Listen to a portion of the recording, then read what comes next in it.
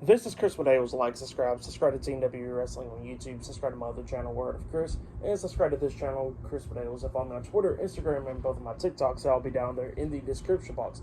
And I'm here to do my WWE Friday Night SmackDown January 26, 2024 reviews. So here we go, discussing about Friday Night SmackDown. Now, this is the go-home show for the Royal Rumble, which is tomorrow night, which I'll definitely be talking about, so look out for that. And on that, I got my predictions up for the Rumble, so go check it out if you haven't yet. And yeah, just tell me your thoughts about it. But yeah, here we go, discussing about Friday Night SmackDown for tonight. So yeah, they kicked off the show, and by the way, Kevin Patrick's not on the show because he got released. Yes, was it yesterday? Yesterday or today? He got released. Sometime this week. And yeah, he's not on the show, so they replaced him with Michael Cole. So it was Michael Cole and Corey Graves. Sucks that we didn't have Pat McAfee, and I think Pat McAfee would have worked really well with Corey Graves and stuff. But, it is what it is, I guess. But yeah, they kick off the show with a platinum recording artist, Eladio. I think that's how you say his first name. I'm not even going to try to say his last name. He is Hispanic, and he came out there and he got a single out called RKO. I haven't listened to it yet.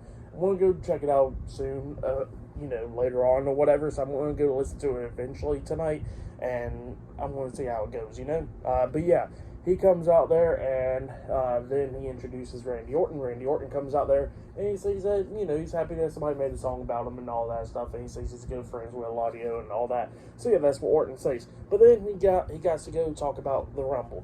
So he was talking about how tomorrow night he'll be in a Fatal 4-Way match against AJ Styles, LA Knight, and Roman Reigns.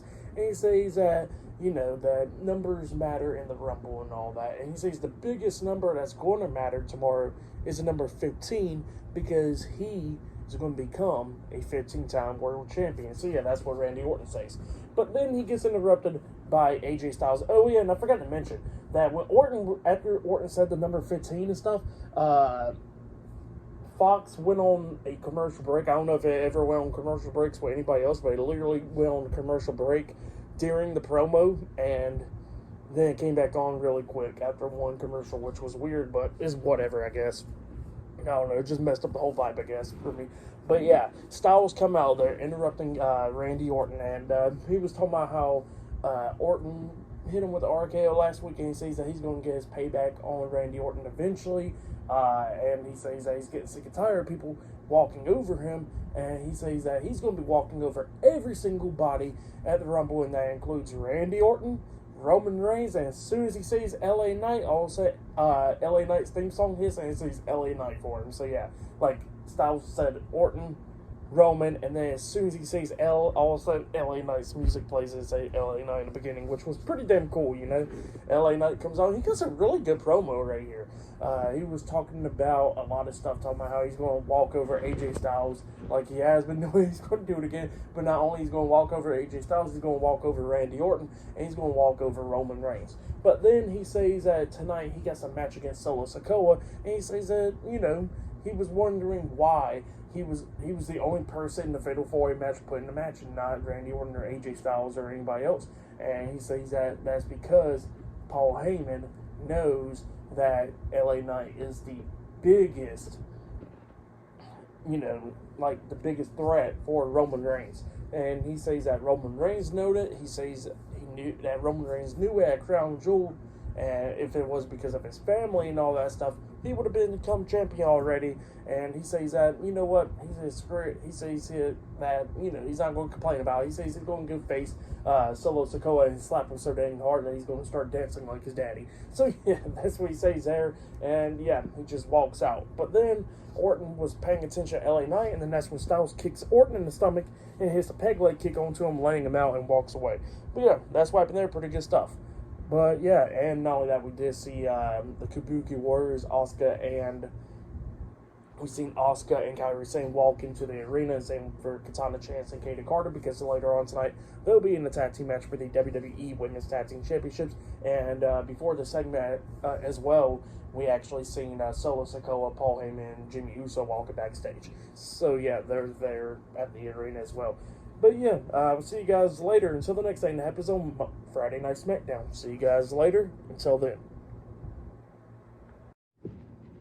So the next thing that happened on Friday Night SmackDown, we get to the first match of the night. It was a one-on-one match. It was Carlito with Joaquin Wilde, Cruz del Toro, and Zelina Vega, the LWO, versus Santos Escobar with Humberto and Angel Legado del Fantasma. So yeah, it was Santos Escobar versus Carlito one-on-one. Everybody else at ringside. And this match was a pretty good match. It was going back and forth between Carlito and Santos, beating the hell out of each other, coming up near falls. You know, Santos trying to go after Carlito's arm a lot of times in this match as well.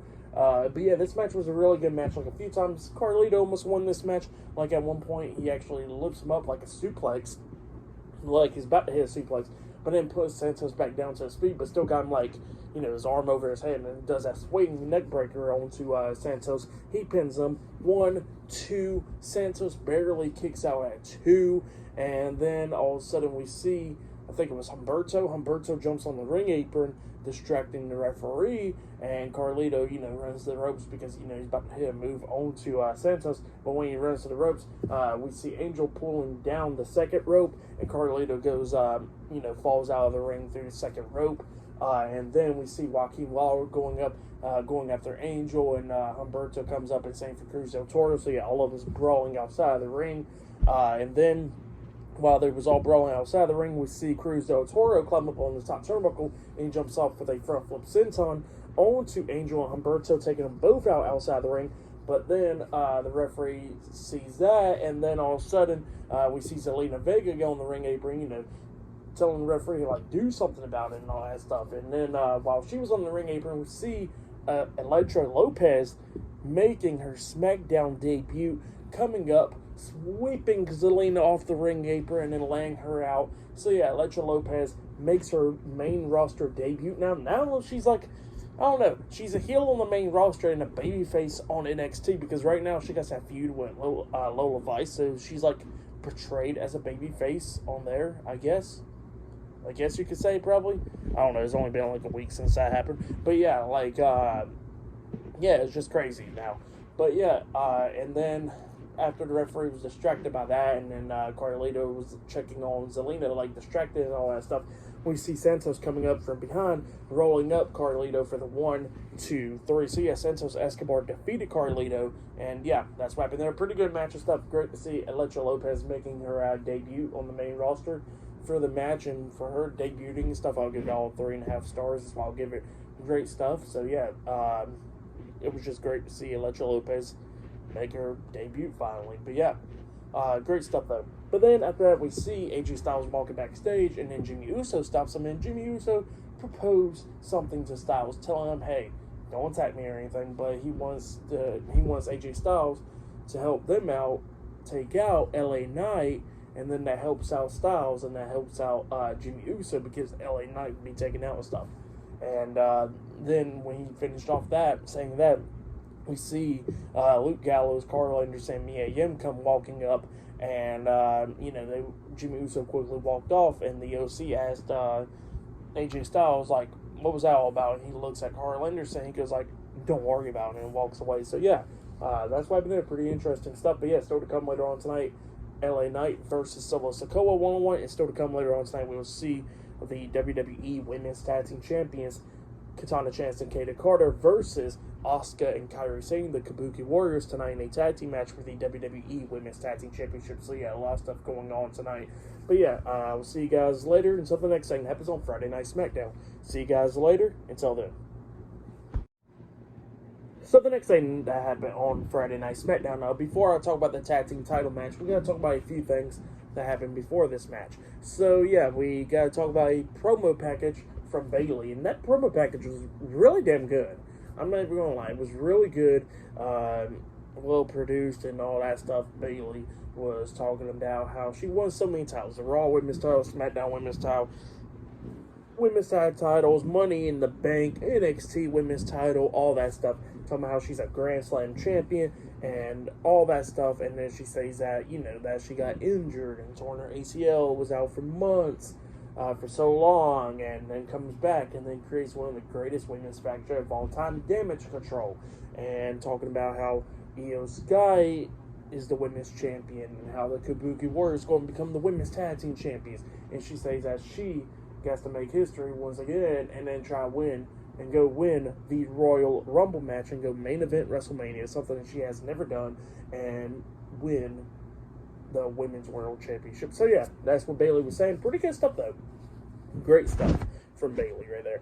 But then after that, we see R-Truth backstage with Nick Aldis and Ava. They was doing the entries for the Rumble, got that wheel and stuff, and Truth kept rolling the wheel over and over and over and over again, and then he finally grabs a number, and he didn't know it was the Royal Rumble entrant, but then Nick Aldis tells him, and he goes like, wow, thank you, Adam, and then, he calls Nick Aldis Adam Pearce, and he goes like, dang, you grew your hair really quick from Monday, huh? So yeah, that's what R-Truth was saying. Funny stuff from Truth right there. But yeah, R-Truth is now officially in the Rumble, which means I am changing my prediction. R-Truth is going to be the one winning the Rumble instead of Cody Rhodes and CM Punk. Let's be honest. That's the real pick right there, Great winner, go main event WrestleMania against Roman Reigns and become the new undisputed WWE Universal Champion. That's what we need right there. Real stuff. But yeah, then we get to the next match of the night. It was the WWE Women's Tag Team Champions, Katana Chance and Kaden Carter versus Asuka and Kairi Sane, the Kabuki Warriors, in a tag team match for the WWE Women's Tag Team Championships.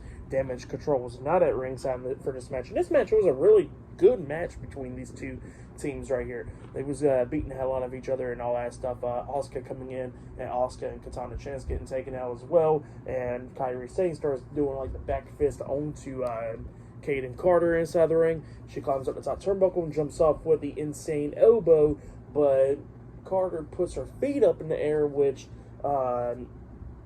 we see Kairi hitting her elbow onto Carter's feet. And then that's when Carter starts beating down Kairi and all that stuff. And then it looks like we was going to see the tag team champions retain, where we actually see them hit their finisher move, the tag team finisher move, the kickstand onto Kairi, and then they pinned her. 1, 2, Asuka breaking up the pin at the count of 2. Asuka gets tagged in. I think Asuka was the one that actually got hit with the kickstand, actually, not Kairi, my fault. And yeah, the pin got broken up at the count of 2 because of Kairi. So yeah. And then it looked like they tossed Kairi out the ring and all that stuff, and they was trying to hit the after party onto Asuka, but they got fought out of it and all that stuff.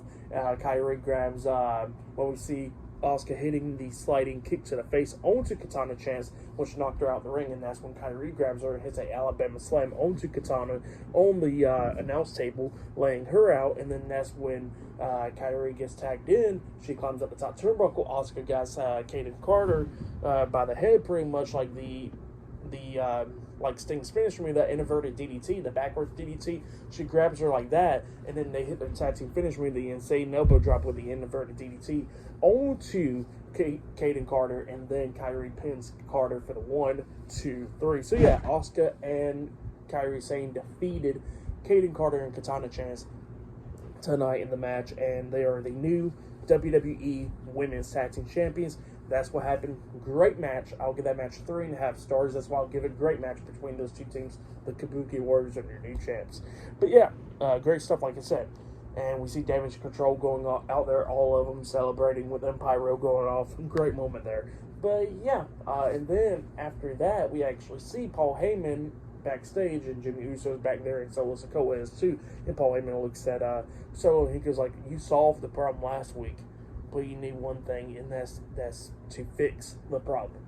And he tells Solo to not be to be merciful and all that stuff. So yeah, Solo's like, got it, and he walks away. And apparently he smiled, and Jimmy Uso's like, what? Him smiling? That's weird. And Paul Heyman looks at Jimmy, and he goes like, let me go ahead and talk to you. And he says that that all this stuff is going on, and he says that tomorrow at the Rumble is going to be a special night. And he looks at Jimmy Uso, and he tells him like, you need to enter the Royal Rumble match. You need to win the Rumble. Go main event WrestleMania, face Seth Rollins, and beat him for the World Heavyweight Championship, because Rollins only got one leg. and you need to go down there to Mania and beat him for the World Heavyweight Championship. And so, yeah, you need to win the Rumble because that's when the true tribal era will start. So, yeah, that's what Paul Heyman tells Jimmy Uso, and Jimmy Uso took it very seriously. So, yeah, great stuff there. But, yeah, we'll see you guys later until the next thing that happens on Friday Night SmackDown. See you guys later. Until then. So the next thing to happen on Friday Night SmackDown, now before we talk about the actual main segment in this, we gotta talk about another segment that happened backstage. So yeah, we see Bayley walking up into Nick Aldis's office and, doing the Rumble roll for him, and yeah, Bianca Belair was in there and she was drawing her number, and Bayley was like, oh, so what number did you get? And Bianca was like, what makes you think I'm going to tell you? I ain't going to tell you nothing. And then she walks away. So, yeah, and she says that she's going to become a 2-time Royal Rumble match winner. But, yeah, Bianca walks away. And then Bayley was like, well, I'm going to go ahead and draw. And then she grabs the number, and she looks at it. We don't know what it is. And she just looks disappointed. So, yeah, she'll probably be entering early in the match. But, yeah, Bayley was not happy about that, and she walks away. And then we get to the next segment of the night where we actually see Bobby Lashley. He's in the ring with Angelo Dawkins and Montez Ford, the Street Profits. And Bobby Lashley was like, well, let me introduce y'all to us. We got Triple Crown Tag Team Champions right here in the Street Profits, and then a former United States Champion, Intercontinental Champion, WWE Champion, Bobby Lashley. So, yeah, that's what Bobby Lashley says. And then he says that he's calling out the Final Testament because he says that, last week and stuff they called him out and they didn't want to show up. So they had this face-to-face now and they're going to fight. So, yeah, that's what Bobby Lashley said. And Street Profits was ready and all that. And then all of a sudden, that's when we got Karrion Kross, and he comes out there with Akam and Razor, the Authors of Pain, Paul Ellering, and Scarlett, the Final Testament. So, yeah, they all come out there. And, then we see Scarlett walking into the ring. Scarlett's the only one that gets in the ring. The Final Testament stays on the ramp. And then Bobby Lashley was like, dude, we said face-to-face. Why y'all so scared, and why you brought your woman in here, Kross?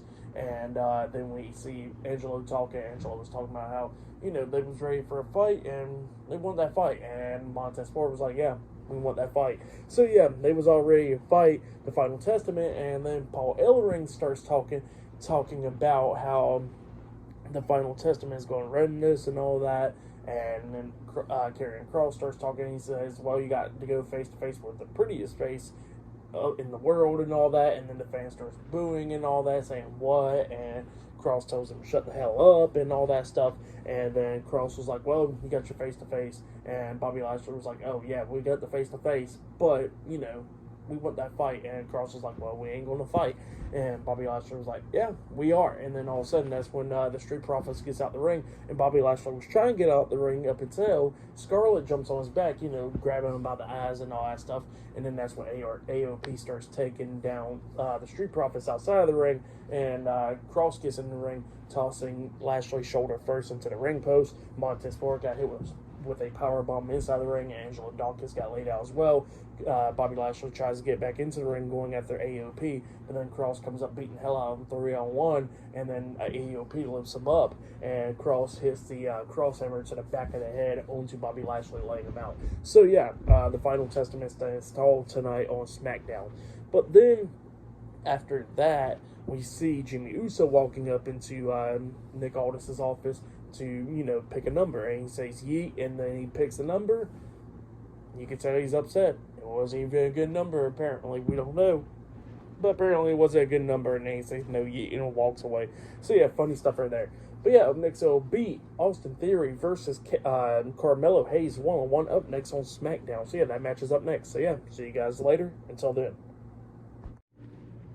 So the next thing to happen on Friday Night SmackDown, we see backstage, we see LA Knight getting ready for his match later on tonight against Sikoa. But then we get to the next match of the night. It was Carmelo Hayes versus Austin Theory 1-on-1. Grayson Waller was at ringside for Austin Theory, and this is a rematch from 2 weeks ago. And this match, it was a pretty good match, and it was better than what it was a few weeks ago. And it's a good thing that both of these guys are doing okay. Like, Melo was wrestling the next Tuesday after that, and Theory had 2 weeks off. So, yeah, it looks like Theory's okay now. And they did pretty good in this match, beating the hell out of each other and all that stuff. At one point, Theory pulled Mello off the second turnbuckle down to the mat, which was pretty nice. And then he has this, like, nice move where he grabbed him, like, by the leg and make Mello do, like, a flip into, like, a flatliner, like an end of days type move, which was pretty nice. He pinned him 1, 2, Mello barely kicking out at 2, and then Theory lifts him up on his shoulders to hit A-Town down onto him. Mello gets off his shoulders, rolls Theory up, but only got a 2 count out of it because Theory rolls back through, grabbing the ties, pinning Mello for the 3 count. So yeah, Austin Theory defeated Carmelo Hayes tonight, and then after the match ended, Theory and Grayson Waller starts beating the hell out of Mello after the match.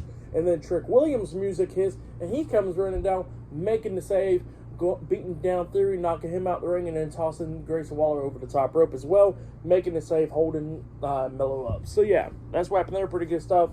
Trick Williams making a surprise, coming out there, and all this stuff. So yeah, pretty good stuff for the match. And what happened after the match, I'll give it all 3 stars. That's why I'll give it. It was pretty good stuff. And yeah, then after that, we see that performing artist backstage, LDO, I forgot his name. But yeah, he was backstage and he was getting interviewed by Caleb Braxton and talking about his single RKO and everything. And then we see Solo Sikoa coming up with Paul Heyman and Jimmy Uso, and Solo Sikoa is just looking at him. And then we see the artist talking about how he thinks that Orton is going to win this match, but then Solo's surrounding him and all that, and he was pretty scared of Solo, and then Paul Heyman was like, just a little bit. He's no threat. But yeah, that's what happened there, and Solo walks away. But yeah, up next it'll be LA Knight versus Solo Sikoa one-on-one in the main event. So yeah, see you guys later. Until then. So the next thing that happened on Friday Night SmackDown, when we get to the main event, it was LA Knight versus Solo Sikoa with Jimmy Uso and Paul Heyman, the Bloodline at ringside. So yeah, we get to this match, and this match was a good one. LA Knight and Solo beating the hell out of each other, coming up near falls a lot of times in this match. Solo Sikoa kept on trying to take care of the business, beating down Knight, but Knight starts coming back, hitting like a DDT onto Solo. Jimmy pops up on the ring apron at one point. LA Knight comes up, knocking him off the apron, and then Solo's outside of the ring. LA Knight starts beating the hell out of him outside of there, starts slamming his head multiple times up against the announce table, and then Knight turns around, and then all of a sudden AJ Styles came out of nowhere, jumping off the barricade with a phenomenal forearm onto LA Knight, laying him out outside of the ring, which caused a disqualification. So yeah, LA Knight defeated Solo Sikoa by disqualification, and then Styles is standing right there. Jimmy Uso comes up because Styles is clearing off the announce table like he's about to put Knight through the table, but then we did see Jimmy come up with a steel chair, and then he actually passes the steel chair off to Styles, and then Solo comes up and he looks at Styles. He goes like, "Take care of him. If you don't, I'm going to take care of you." Styles didn't took too kindly to that. Hit Solo in the stomach with the chair. Same for Jimmy Uso. Starts beating him down with the steel chair multiple times, and then we see Randy Orton coming out there, and then Orton starts going at it with Styles inside the ring, beating the hell out of him, going out there, slamming Solo on the announce table, laying him out, and then that's when Jimmy Uso was inside the ring. Orton gets in there, Jimmy trying to run off, Orton grabs him, hits the DDT onto him off the second rope. Jimmy rolled out the ring, Styles jumps off the top rope, trying to hit a phenomenal forearm. Orton moves out the way, Styles lands on his feet, rolling through. Orton grabs him, tosses him out of the ring, onto the ring apron, hitting that DDT off the second rope, and then he hits the RKO onto AJ Styles, laying him out, and then Orton starts posing on the second rope and stuff, doing his thing. SmackDown's going off the air. Orton gets off the second turnbuckle, he turns around, and then gets hit with the BFT by LA Knight, which looked pretty awkward because Orton is too tall to get hit with that move, but yeah, that's what happened there, and LA Knight was the one standing tall tonight. So yeah, that's what happened there. Pretty good stuff, a good way to end off SmackDown for the match and stuff. For the match and what happened after the match, I'll give it all 3 stars. That's what I'll give it. The match was okay, but obviously the stuff after the match was pretty damn entertaining. But yeah, that's what happened there. Pretty good stuff. there was some good stuff to SmackDown, like Alexa Lopez debuting on the main roster. But match of the night, I gotta say, it was the women's tag team title match with the Kabuki Warriors and Katana Chance and Kato Carter. That match was match of the night right there. And yeah, it was a good episode of SmackDown. Great episode for the Go Home show. And yeah, I'll be talking about the Royal Rumble pay-per-view tomorrow night, so yeah, look out for that. And yeah, if you have any, go check out my predictions for the Rumble. I'll be talking about AEW Collision tomorrow night as well after the Rumble. And yeah, like, subscribe to TNW Wrestling on YouTube, subscribe to my other channel, Word of Chris, and subscribe to this channel, Chris Bales, and follow me on Twitter, Instagram, and both of my TikToks. It'll all be down there in the description box, and I'll see you guys later. Until then.